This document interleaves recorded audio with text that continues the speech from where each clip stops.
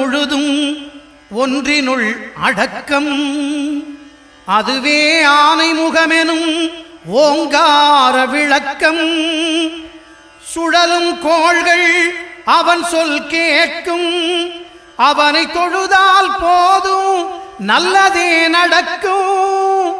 ஆனை முகனை தொழுதால் நவக்கிரகங்களும் மகிழும்.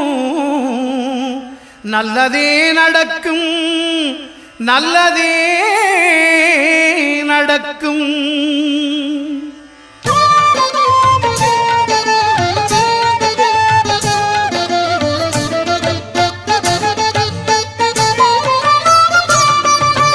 ஒன்பது கோளும் ஒன்றாய் காண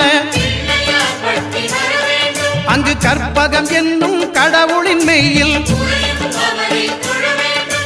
ஒன்பது கோளும் ஒன்றாய் காண